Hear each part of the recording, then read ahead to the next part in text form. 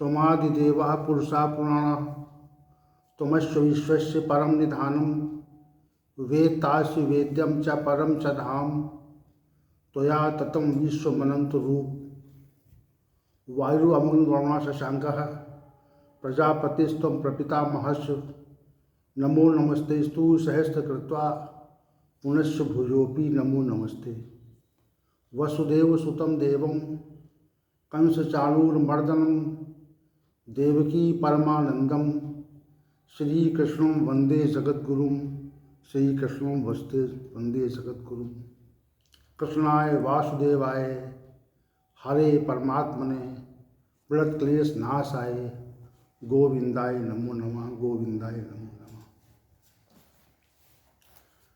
भगवद गीता के इस विशेष ज्ञान सत्र में सभी उपस्थित महानुभावों का और सभी गीता प्रेमियों का भगवान श्री गोविंद की ओर से आशीर्वाद और उनका अनुग्रह और मेरी ओर से सभी को कोटसा अभिवादन है, क्योंकि सभी लोगों के प्रयास से ही ये गीता ज्ञान रूपी यज्ञ निरंतर गति कर रहा है और बिना सबकी कृपा के इस गीता ज्ञान यज्ञ के गति करने की कोई स्थिति नहीं थी।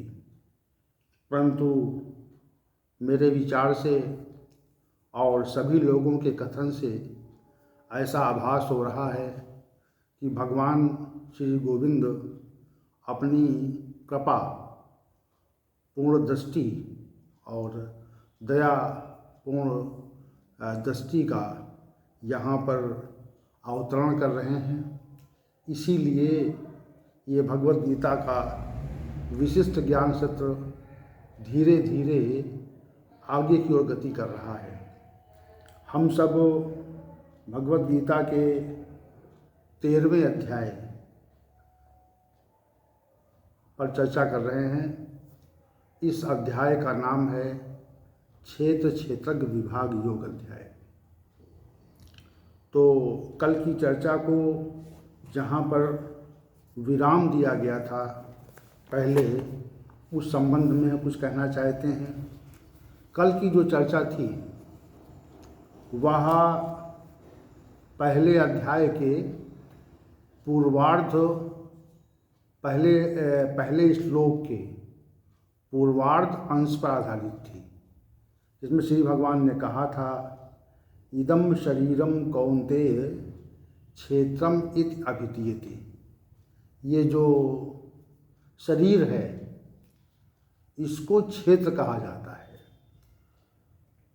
तो इस विषय को लेकर के हम सभी ने कल की चर्चा श्रवण की थी और आज की जो चर्चा है वह प्रथम श्लोक के उत्तरार्ध भाग पे है, जिसमें श्री भगवान ने कहा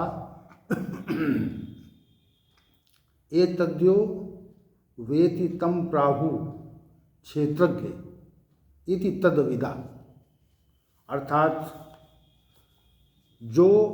इसको जो जानता है उसको क्षेत्रज्ञ ऐसा उसके तत्व को जानने वाले ज्ञानी जन कहते हैं।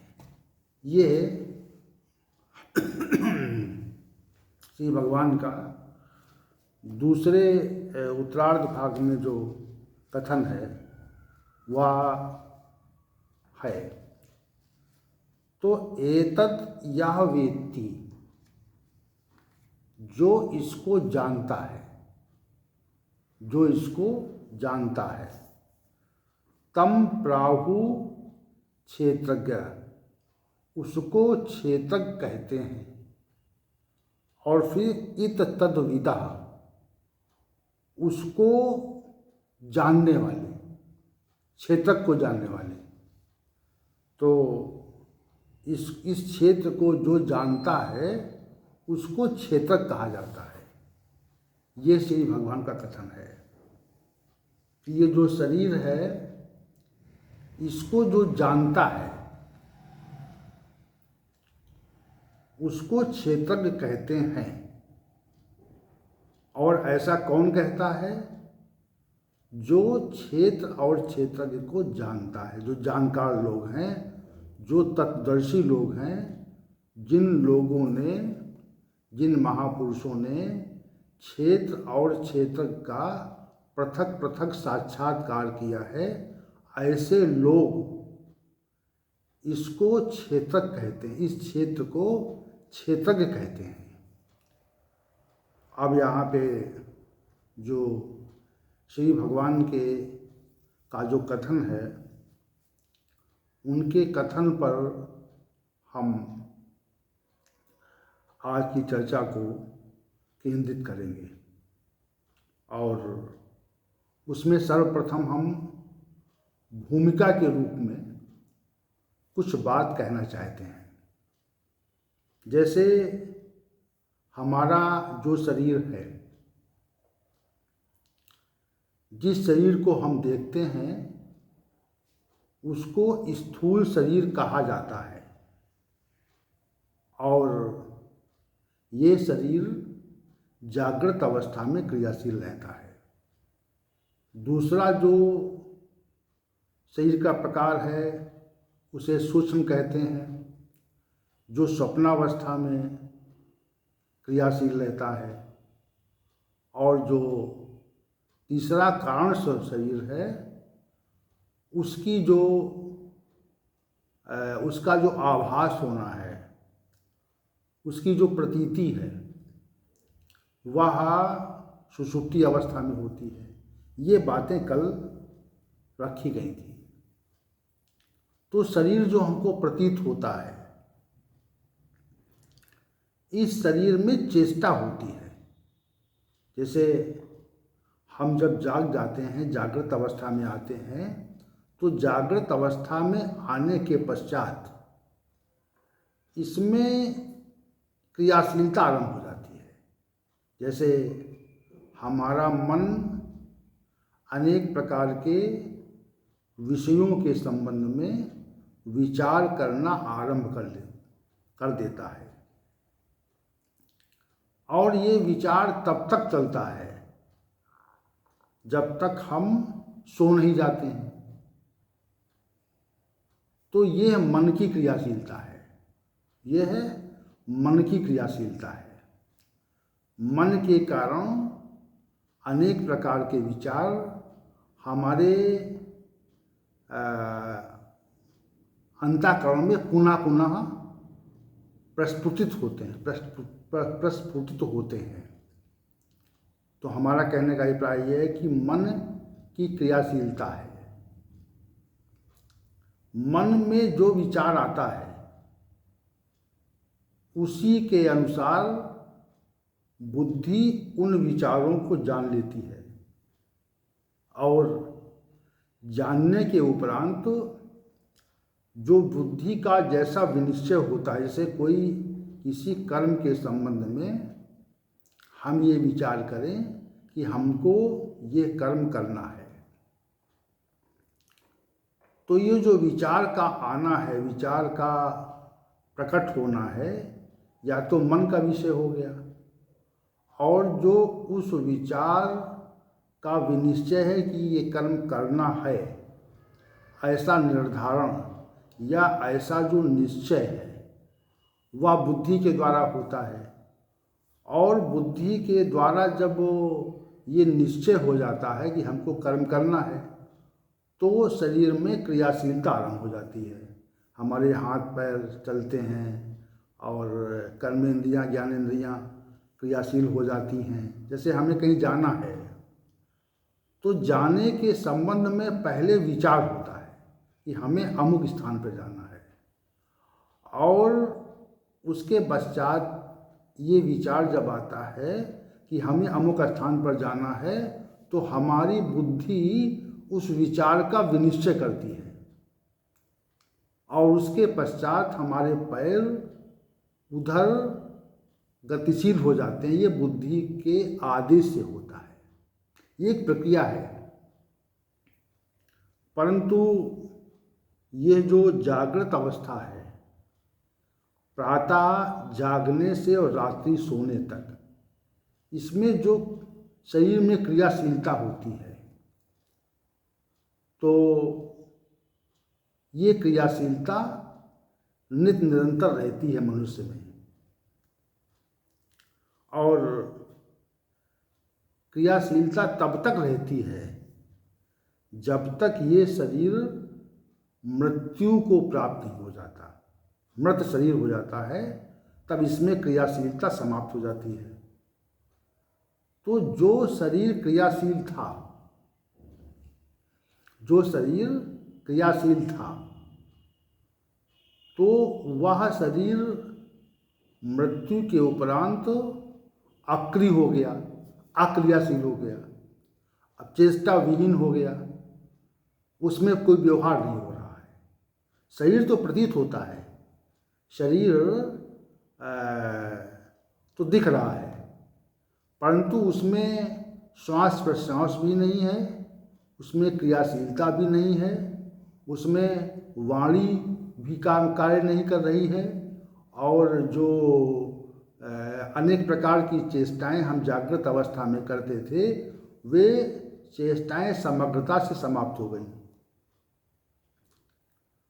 तो हमें ये मानना चाहिए, ये बात समझ में आती है कि कोई ऐसा तत्व था जो जिसने इस शरीर का परित्याग कर दिया, जिसने इस शरीर का परित्याग कर दिया, और उसके परित्याग करते ही यह शरीर मृत हो गया, यानी क्रियाशील नहीं रहा। तो अब इस पे हमने ये विचार में बात आती है कि यह वह कौन तत्व था जिसके कारण ये जो समग्र शरीर था क्रियाशील था, और जिसके कारण उसमें अक्रियता आ गई। तो कोई तत्व था अवश्य। तो इसी का जो उत्तर है वह भारतीय मनीषियों ने और अनेक संत महापुरुषों ने और शास्त्रों ने प्रस्तुत किया, और ये कहा कि जीवात्मा नामक जो तत्व है, इसमें जीव था, एक जीव नामक जो तत्व था, इसने आपके समग्र शरीर को क्रियाशील बनाए रखा था। और वह जीव नामक तत्व जब इस क्षेत्र से, इस शरीर से निकल गया, तो उसके निकलते ही इसकी जो क्रियाशीलता थी, इसका जो व्यवहार था, वो समाप्त हो गया। ये है शास्त्रों का कथन है। और एक ये बात समझ में भी आती है कि कोई तत्व है तो उस तत्व के का निर्देश क्या किया, उस तत्व के निर्देश के लिए उसको जीव कहा। और ये कहा कि जो आपकी कर्मेंद्रियों में, आपके मन में, आपकी बुद्धि में और आपके शरीर से स्थूल अंगों में, आपके आंतरिक अंगों में जो प्रक्रिया चल रही थी, जो चेष्टा चल रही थी, वह निष्क्रिय होने का जो कारण है वह ये है कि वह जीव यहाँ से निकल गया। तो जब जीव निकल गया तो इसका मतलब कि हमारे जो ये क्षेत्र रूपी शरीर है, इसे क्षेत्र कहते हैं, शरीर कहते हैं, उस शरीर का जो आधार था वह चेतन तत्व था, और उसको जीव को चेतन कहा गया क्योंकि ये शरीर तो जड़ है। शरीर तो जैसा मृत्यु के पहले था वैसा ही मृत्यु के पश्चात भी है। उस शरीर में कोई परिवर्तन नहीं हुआ, लेकिन इसकी क्रियाशीलता में परिवर्तन हो गया। उस तत्व के निकलने से इसकी जो क्रियाशील, जो चैतन्यता थी, इसकी जो चैतन्यता थी वो समाप्त हो गई। तो जब चैतन्यता समाप्त हो गई तो जो चेतन तत्व था उस जीव को महापुरुषों ने चेतन कह दिया कि चेतन है वो। और वह कहाँ चला गया? इस शरीर के परित्याग के पश्चात वह कहाँ विलुप्त हो गया? इस बारे में भी शास्त्रों ने अनेक तथ्यों का वर्णन किया है, परंतु यहाँ पर वो विषय नहीं है। यहाँ पर ये विषय है कि वो जो जीव नामक तत्व था, तो जिसके कारण ये शरीर क्रियाशील था, चेतन था, तो उस जीव नामक तत्व के इस शरीर से बाहर निकलते ही उसकी जो शरीर की क्रियाशीलता थी वो समाप्त हो गई। तो श्री भगवान ने कहा कि जिस जीव से इस शरीर की चैतन्यता समाप्त हो गई, जिससे ये चेतन था, वह क्षेत्रज्ञ है। वह क्षेत्रज्ञ है। जो शरीर में जीवात्मा है वह चेतन है और वह क्षेत्रज्ञ नाम से है। ये श्री भगवान कहते हैं यहाँ पे है, एतद या वेत्ति तम प्राहु क्षेत्रज्ञ। अभी हम केवल क्षेत्रज्ञ की बात कर रहे हैं कि क्षेत्रज्ञ नाम से जिसका निर्देश है, उस निर्देश के लिए श्री भगवान ने कहा कि वह उसको क्षेत्रज्ञ कहते हैं।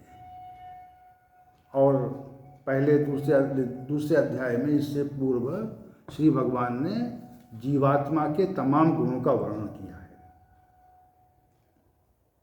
और ये कहा कि ये नित्य है, सर्वगत है, अछेद्य है, अदाय है, अक्लेद्य है, अशोष्य है और पुरातन है, शाश्वत है। ऐसे संबोधन दिए, ऐसे विशेषणों का उपयोग किया है। तो उसी के लिए यहाँ पे क्षेत्रज्ञ, तो इस क्षेत्र को जो जानता है वो क्षेत्रज्ञ है। क्षेत्र को जानने वाला क्षेत्रज्ञ है। अब ये जानता कैसे है? भाई चेतन तत्व था जिसके कारण ये शरीर क्रियाशील था, तो जिसके कारण ये स्थूल शरीर क्रियाशील था, तो क्रियाशीलता का जो कारण है वह अपने कार्य जड़ रूपी शरीर को, क्षेत्र को जानता है।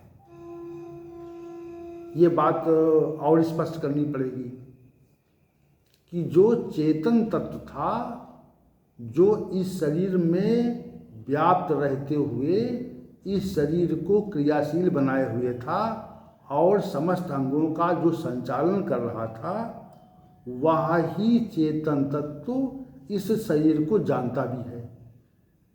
ये श्री भगवान कह रहे हैं कि एतत् या वेत्ति, इस क्षेत्र को, एतत् माने यह है, इस इसको जो जानता है, यह वेत्ति, इसको जो जानता है। कौन जानता है?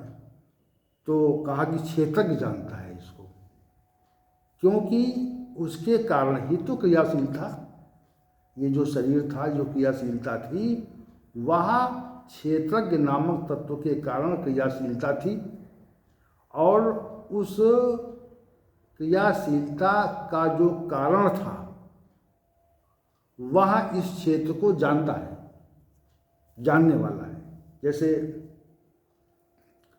हम रात्रि में जब सो जाते हैं तो कोई ऐसा तत्व है जो जागता है, जिसकी सुषुप्ति, जागृत और स्वप्न, इन तीनों अवस्थाओं में स्वप्न और सुषुप्ति अवस्था नहीं होती, उसकी सदैव जागृत अवस्था रहती है और वह जाग कर यह देखता रहता है कि ये शरीर की क्या स्थिति है। जैसे हम सोकर जागते हैं तो सोकर जागने के पश्चात हमको इस तथ्य का बोध होता है कि हम सोए हुए थे। तो कोई तत्व तो जागता है जो हमको बोध कराता है कि हम सोए हुए थे। अगर कोई तत्व जागता न होता तो हमको इसका बोध नहीं होता कि हम सोए हुए थे। तो उसी को मनीषियों ने क्षेत्रज्ञ कहा कि क्षेत्रज्ञ नामक तत्व था, वह जागता है, वह जागता है। इसीलिए हम ये जान पाते हैं कि हम सोए हुए थे, वरना हम जान नहीं पाते। तो श्री भगवान ने कहा इदम शरीरम कौन्ते क्षेत्रम एतत्ता वेत्ति तम प्राहु क्षेत्र। जो इस क्षेत्र को जानता है तो जाने कौन? चेतन तत्व ही तो जानेगा इसको, जो इस शरीर की सुषुप्ति और स्वप्नावस्था में भी जागृत रहता है और इस शरीर की समस्त क्रियाओं को जानने वाला है। इस शरीर में जो क्रियाएं होती हैं, जो कर्मों का संचयन होता है, कर्मों हमारे द्वारा जो कर्म किए जाते हैं, शुभ कर्म, अशुभ कर्म और शुभ और अशुभ दोनों मिश्रित कर्म, जो मनुष्य के द्वारा संपादित किए जाते हैं, उन समस्त कर्मों का जो साक्षी है वह जीव ही है, क्योंकि वह निरंतर जाग रहा है। वह हमारी जागृत अवस्था में भी जाग रहा है, स्वप्न की अवस्था में भी जाग रहा है और सुषुप्ति अवस्था में भी वह जाग रहा है, वह जागृत अवस्था में है। तो ऐसा तत्व ही इस क्षेत्र को जानता है, क्योंकि उसने प्रत्येक क्षण इसकी क्रियाशीलता का अनुभव किया है और वह तत्व ही इसकी क्रियाशीलता को देखकर इसके कर्मों का आकलन करके उसका संचय करवाता है और वह संचय करने के उपरांत उसका साक्षी भी है। बिल्कुल एक स्पष्ट तथ्य है यहाँ पे, देखिए एतत् यह वेत्ति तम प्राहु क्षेत्रज्ञ। इस क्षेत्र को जो जानने वाला है, कौन जानने वाला है? उसको क्षेत्रज्ञ कहते हैं। कौन जानने वाला है? वह चेतन तत्व जानने वाला है, जो इस शरीर को क्रियाशील लगता है। वह इस शरीर को जानता है, क्योंकि वह इसका आधार है, वह इसका कारण है और ये शरीर कार्य है। अगर वह चेतन तत्व न होता तो शरीर जन्म लेने के उपरांत क्रियाशील नहीं होता। वह जीव इसके अंदर है, जन्म होने के उपरांत के क्षण से और मृत्यु के पूर्व के क्षण तक वह जो जीव नामक चेतन तत्व था, उसने इस क्षेत्र नामक स्थूल शरीर, सूक्ष्म और कारण शरीर की क्रियाशीलता को देखा है और उसके प्रकाश से ही हमारे जो हमारा जो शरीर है वह क्रियाशील रहता है, जागृत रहता है। और उसका जैसे एक सूर्य होता है, तो सूर्य का प्रकाश संपूर्ण पृथ्वी को आलोकित करता है, उसमें प्रकाश उत्पन्न करता है कि प्रकाश में हमें वस्तुएं दिखें। तो वैसे ही ये जो जीवात्मा है, यह भी शरीर में रहकर समस्त शरीर को प्रकाशित करती है। समग्र शरीर इसके प्रकाश से ही प्रकाशित रहता है, और जैसे ही इसका प्रकाश समाप्त होता है तो वैसे ही यह जो शरीर से क्षेत्र कहा जाता है वह अंधकार में डूब जाता है। तो जानने वाला कौन है? जानने वाली वो सत्ता है जो इसको प्रकाशित कर रही है, उसको क्षेत्रक कहते हैं। इस क्षेत्र को जो जानता है उसको क्षेत्रक कहते हैं। श्री भगवान ने कहा इति तद्विदः, ऐसा कौन कहते हैं? जो क्षेत्र और क्षेत्रज्ञ को, जो इस शरीर और जीवात्मा के पृथक पृथक स्वरूप को और उसके पृथक पृथक अस्तित्व को, उसकी पृथक पृथक सत्ता को जो जान जाते हैं, जो लोग इसकी पृथक पृथक स्वरूप को, इसके पृथक पृथक प्रभाव को, इसके पृथक पृथक अस्तित्व को, पृथक पृथक सत्ता को जो लोग जान जाते हैं, उनका ऐसा कहना है। श्री भगवान ने कहा वो ऐसा कहते हैं। देखिए, हम सभी लोग ये मान के चलते हैं कि ये जो शरीर प्रतीत हो रहा है वह ही हम हैं। तो जो शरीर प्रतीत हो रहा है वह तो समय के प्रभाव से विनिष्ट होने वाला है, और शरीर को मानकर हम जब क्रिया करते हैं, सब कर्म करते हैं, तो उससे जो परिणाम प्रकट होता है वह से बंधन होता है। और हम स्थूल शरीर नहीं है और कारण शरीर नहीं है, सूक्ष्म शरीर नहीं है, ये जब हम मान लेते हैं हम चेतन तत्व हैं। वह तत्व हैं जिससे हमारा समग्र शरीर क्रियाशील है। तो हमें बंधन से मुक्ति मिलती है। क्षेत्र और क्षेत्र की पृथक पृथक सत्ता है। शरीर की सत्ता पृथक है और जीव की सत्ता पृथक है। हम लोगों ने जीव की सत्ता का आभास नहीं किया है, केवल शरीर की सत्ता को मान करके ही कार्य करते हैं। जैसे हमारे पास जो धन है, हमारे पास जो पद है, हमारे पास जो ऐश्वर्य है, प्रतिष्ठा है, या अन्य जो भी है,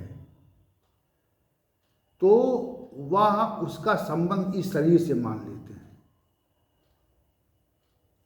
शरीर भी विनाशी प्रकृति का है, और जो हमारे से संबंधित है वह भी विनाशी प्रकृति का है। तो विनाशी प्रकृति की तत्वों को मानकर जो कर्म होते हैं वे बंधन का कारण होते हैं।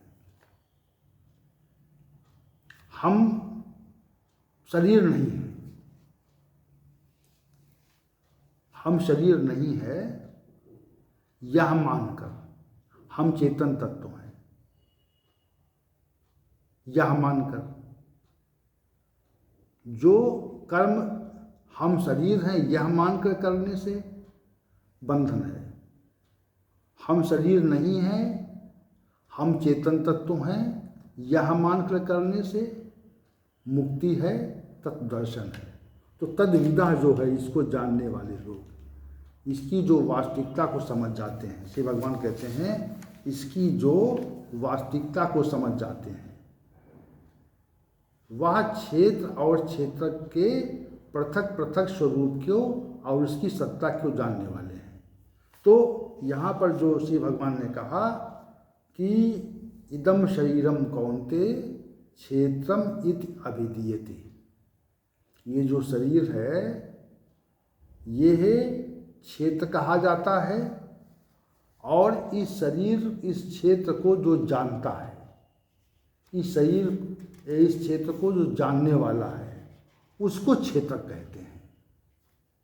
तो उनका जो संकेत है वह उस चेतन तत्व की तरफ है जिसको जीवात्मा कहा जाता है और जो इस शरीर में व्याप्त है, और वह जीवात्मा ही इस कारण इस शरीर का कारण तत्व है, इसलिए उसको जानती है। प्रत्येक जो कारण है वह अपने कार्य को जानता है, ये सिद्धांत है। तो कार्य तो शरीर है और कारण जीवात्मा है, तो जीवात्मा अपने कार्य शरीर को जानती है। ये श्री भगवान का कथन है कि जो क्षेत्रज्ञ है वह क्षेत्र को जानता है। ऐसा वो लोग कहते हैं जिन लोगों ने क्षेत्र और क्षेत्रज्ञ के पृथक पृथक स्वरूप का दर्शन या साक्षात्कार कर लिया है। ये ऐसा सामान्य व्यक्ति नहीं कहता। ऐसा कौन कहता है? जो उसको जानता द्विविधा, जो उनको जानता, जो उसके क्षेत्र और क्षेत्र के तत्व को जान देता है कि क्षेत्र पृथक है और क्षेत्र पृथक है। क्षेत्रज्ञ ही इस शरीर का कारण स्वरूप है, उसका कारण है। तो कारण तत्व को जानने वाला ज्ञानी ही तत्वदर्शी है, और जो कारण तत्व को नहीं जानता है वह अज्ञानी है। हम शरीर रूपी कार्य को अपना मान के चलते हैं, ये बंधन का हेतु, यही अज्ञान का मुख्य कारण है। तो श्री भगवान का जो ये श्री भगवान के द्वारा जो व्याख्यापित किया गया प्रथम श्लोक है, उसका यही अभिप्राय है कि इस शरीर को क्षेत्र कहा जाता है, और इस शरीर रूपी क्षेत्र को जो जानने वाली सत्ता है उसे क्षेत्र कहते हैं। और ऐसा कथन जो है, जो वह क्षेत्र और क्षेत्र की वास्तविकता को जानते हैं उनका है, तत्वदर्शी महापुरुषों का है। तो ये प्रथम श्लोक की व्याख्या का